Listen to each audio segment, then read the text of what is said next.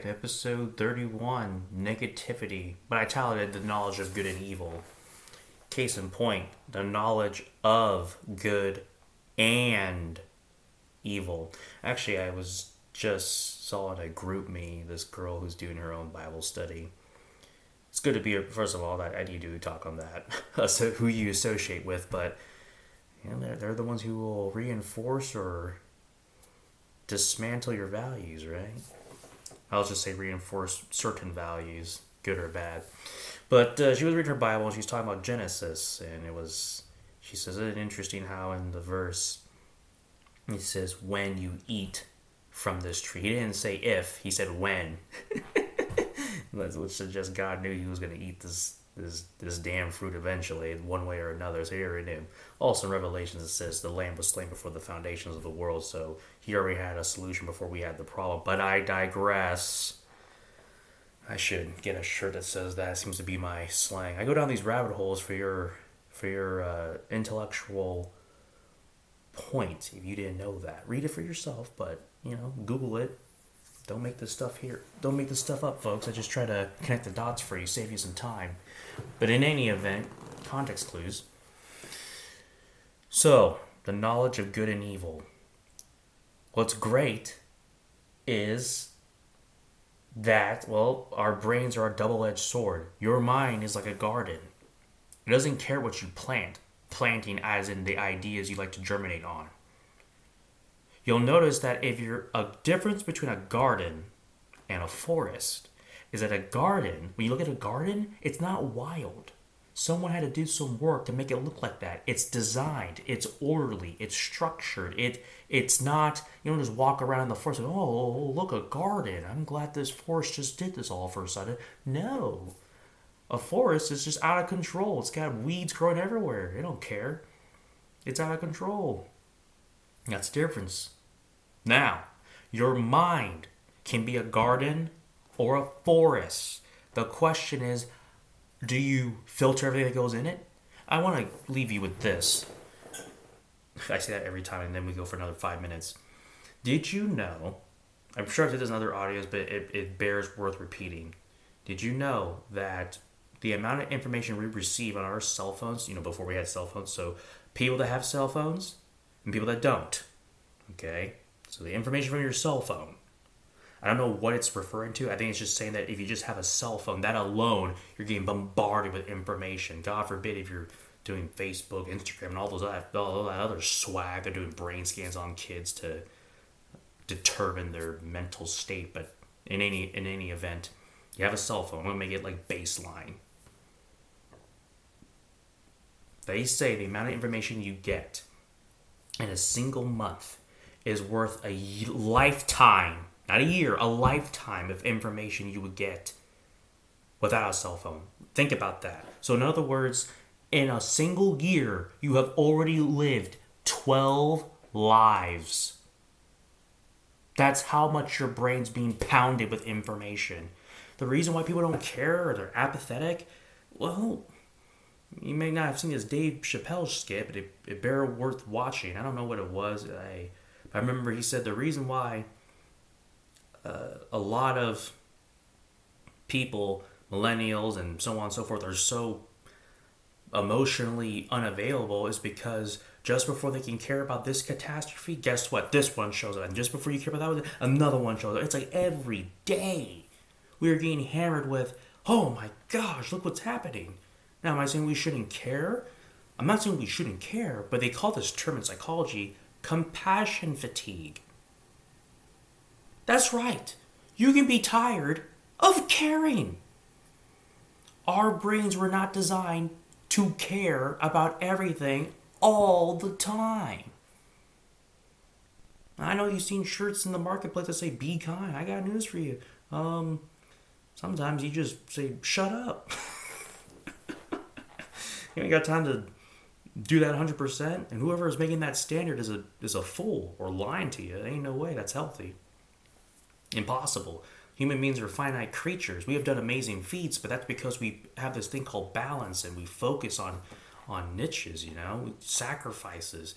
You can't be let me say it this way, Superman is really Clark Kent.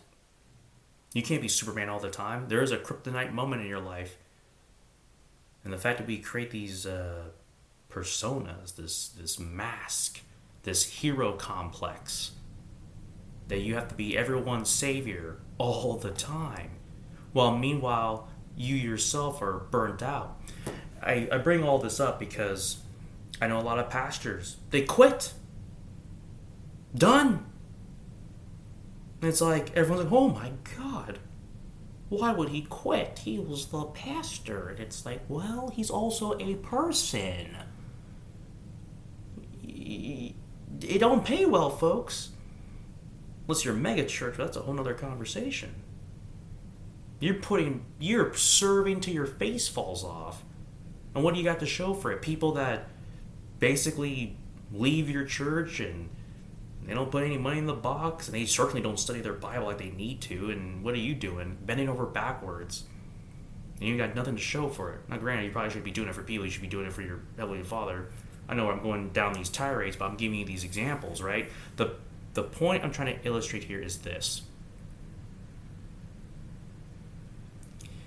Our minds, it's a pretty interesting thing. Human beings are the only creatures on this planet that are in conflict with themselves. You don't see a fish having a midlife crisis. I don't know what the lifetime expectancy of a fish or any other creature, but I know it's not as much as humans. And the fish is like, oh my gosh, I wish I could climb a tree like a monkey. You don't see monkeys looking at the eagles, oh, I wish I could fly.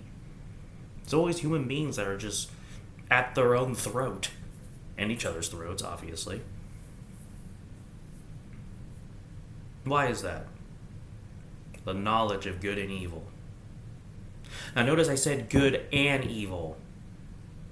Now the question is this, what are you going to focus on? Life is not hard. Life is not terrible. Terrible things do happen. I'm not trying to be callous to that. I want you to understand, life is what you focus on. Life is what you focus on.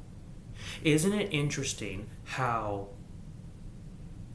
someone would kill you to take your life? That sounds extreme, but my point is there's someone that would want your life. And yet, we don't appreciate our life. Why is that? Well, here's a reason. Here's the main reason.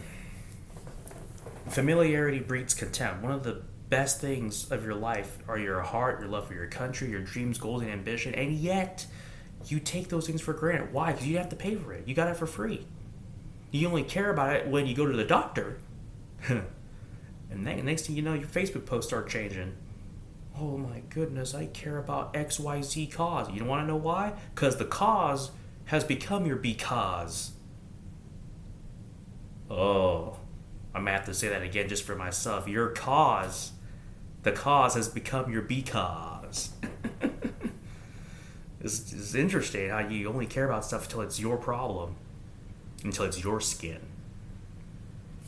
But there's actually a greater reason for this. Psychologically, I'm not a neuroscientist, but essentially our minds are wired for negativity. Why? Because since you were 8 years old, you heard the word no like 15,000 times, and you heard the word yes like 5,000 times. You hear the word no like 5 times more likely than the word yes. So it has programmed your mind to think, to have a greater stimuli reaction to no. I mean, it makes sense. You don't want to get hit by a car.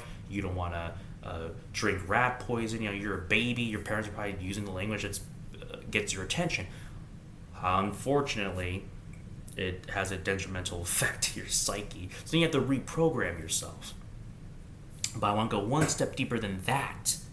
In fact, the reason why we focus on negativity more often than not, or as they say in the printing press, if it bleeds, it reads. No one talks about the planes that land. They only talk about the planes that crash. Why?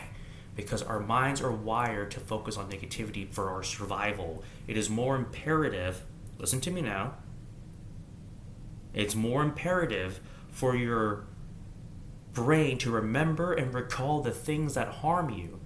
Let me say it this way, to recall the berries that kill you that are poisonous versus the ones that are all plump and juicy. So, in other words, negativity is a survival mechanism. You pay attention to that stuff. Unfortunately, in the process of that, we have exploited that with the media and other forms of entertainment. In other words, we will say just about any. When I say we, I mean, I don't know. I guess I hate to say we, but I don't know. I don't think I'm doing that. But if I am, I apologize. I digress. We, as a species, right? We know that. We have the resources and the information. So we're going to use that against you. We're going to say outlandish titles. We're going to say things like, so and so did this, with no proof. All to get your attention, to increase views, so we can charge advertisement for the view numbers. So if I can prove to advertiser, hey, I have 5 million people watching my ads and they're on my show. So thus, you have to pay this much money so they can watch the ads because I have this many views. They can charge more. They got more clout. And they'll do anything to grab your attention because that's the point. Again, the knowledge of good and evil. I say all this to make this point. That's why we have negativity and we're drawn to it. So, what do we do with positivity? Why be positive? Well, long term it's more healthier. I'm sure you recognize that. But to focus on positivity, this is going to be a challenge. The knowledge of good and evil, you have to choose to reinforce your mind with good. Remember I talk about the forest and the garden? Your mind is like a garden. You have to tend the garden. If you don't do anything, weeds will grow. This is why you have to read books. This is why you have to listen to audios. Not even my audios. Listen to Dr. Miles Monroe or other pastors. I won't reference them because it seems like everyone's controversial, so I'm just going to say listen to pastors to the point you find one that feeds you. Whatever feeds you. Now notice, not anything that just gives you endorphins. I said feed you. Here's why. Endorphins give you a false sense of progress. I'm going to say that again. Getting endorphins from Netflix, from pornography, from drugs. Why is that bad? It's the same endorphins in your brain. What's the problem? Well, the problem is one, it is, how should I say, self-destructive behavior. Well, why is it self-destructive, Andre? Well, here's why. What is the results of that long term? Based on the empirical data and the unifying theories are correct, more than likely not good. No one gets on stage and says, you know what? The secret to my success was drugs. No one says that. And all the other vices, right? Here's why. Because your brain gets endorphins, it thinks to itself, oh, I made progress, I'm satisfied, I'm done. You want to know why you were so good at school when you were a kid, I would assume, myself included? When I say a kid, like when I was 8 years old, right? I didn't have a cell phone. I didn't have Netflix. I didn't have other vices. I literally just had homework. And my parents were proud of me when I did my homework. They were proud. They were happy when I was getting A's in schools. That gave me endorphins. But then here's what happened. I also learned I get endorphins from other things. And guess what happens? If I'm getting my fix from other stuff that doesn't serve me, like video games, well, am I going to do my homework? No, because I already feel good doing other stuff that doesn't serve me. A false sense of progress. Hence, the crushing reality of defeat is greater than the illusion of victory. Because if you always live in an illusion, eventually you'll have to face reality, and you may not like what you face. Because you could have faced it before as a baby dragon, now you gotta face it as a full-on monster, as Jordan Peterson would say. Oh boy. That's what a sneeze sounds like. Well, and with that, I hope you understand the situation you're in now. negativity and why it's so pervasive. They know how our minds work. You need to start learning how your mind works. As a man thinketh in his heart, so is he. And as Tony Robbins says, I mean, I'm just quoting them so you can look them up and do your own swag. Look up videos about attitude, but essentially he's saying, like, yo, life is not.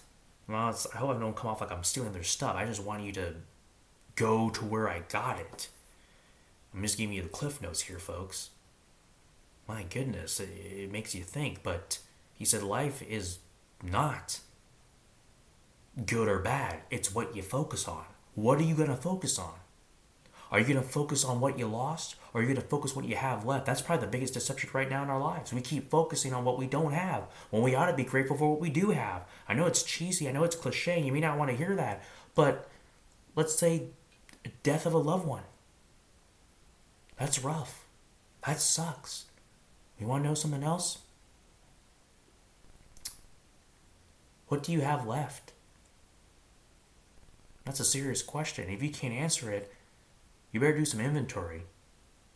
If you have nothing, I'm really sorry for you. And I'll pray for you. But if you do have someone left in your life and you don't appreciate them after the fact that you lost somebody, I have to say, man, that's a little bit on you. Or lady, gal.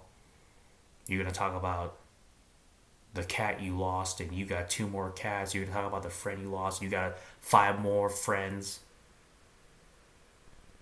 You don't appreciate what you got. Might be a lesson the universe or God's trying to ingratiate in you. And with that, this audio comes to a close. Just because this video is over doesn't mean yours is over. Your life, that is. Be encouraged. If you're in the trenches, just remember, I'm in there with you, as David Goggins would say. It's very encouraging to know you're not in it by yourself. So, with that, I'll talk to you later. You have a blessed day. Deuces.